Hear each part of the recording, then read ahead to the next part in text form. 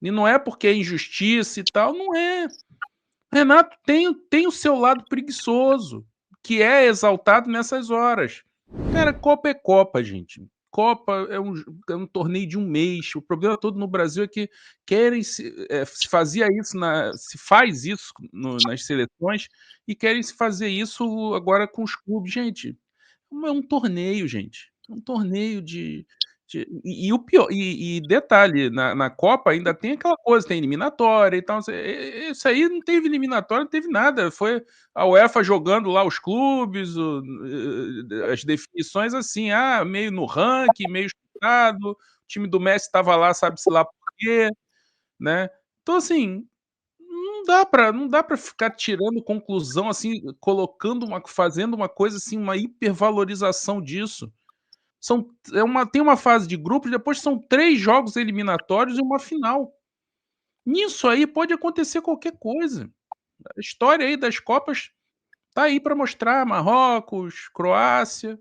Fluminense entrou nessa, e não é desmerecendo o Fluminense. Fluminense era o mais fraco, o Fluminense é o mais fraco entre os 4 times brasileiros que foram para a Copa. Ele é o mais fraco. Mas num torneio desse, o mais fraco pode conseguir chegar.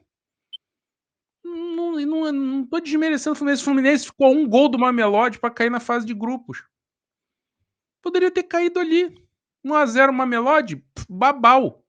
Borussia Dortmund em primeiro, Mamelodi em segundo. Então, assim, aí o Fluminense teve muito mérito, ganhou da Inter, a Inter em crise e tal, mas é mérito, porra. A Inter chegou numa final de Champions League. O Fluminense jogou bem, classificou. Depois pegou o Al Hilal. O Al Hilal eliminou o Manchester City. Problema do Manchester City.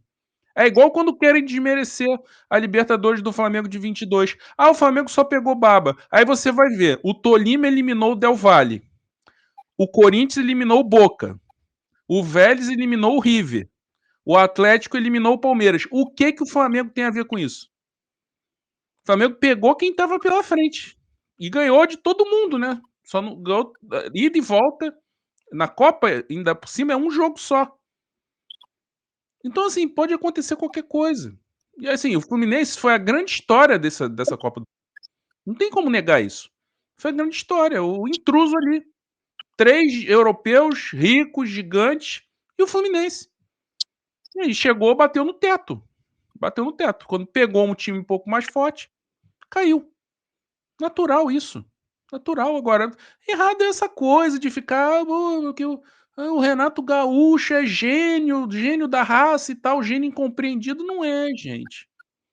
Não é. Eu conheço gente que já trabalhou com o Renato Gaúcho.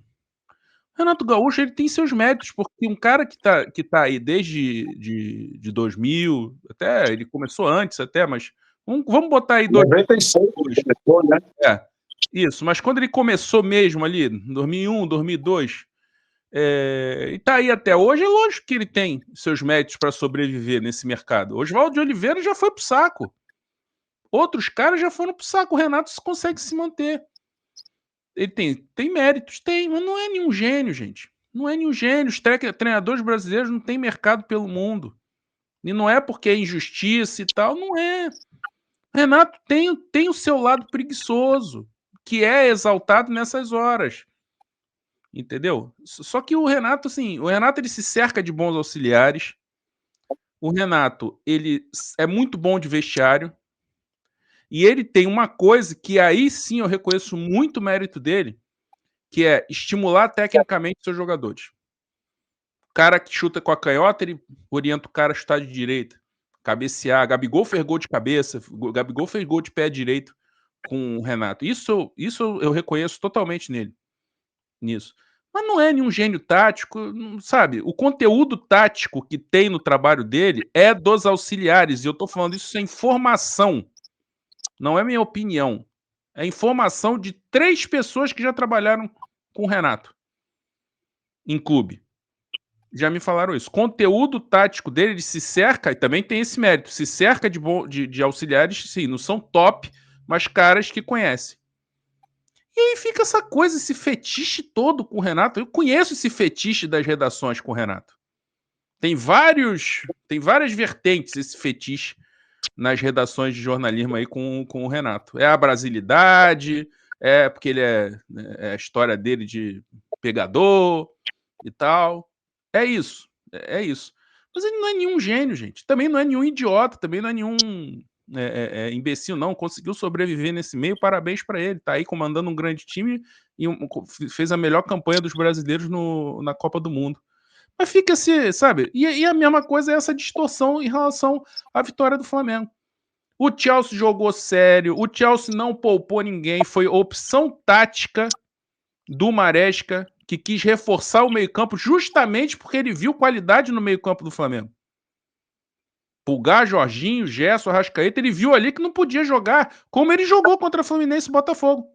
Com Enzo Fernandes de volante só. Contra o Palmeiras, nem o Moisés Caicedo ele tinha.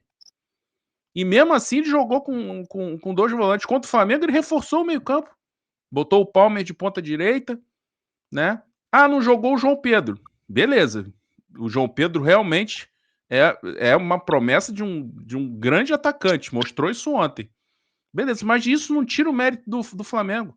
O Chelsea não tirou o pé, pelo contrário, bateu pra caramba o jogo todo.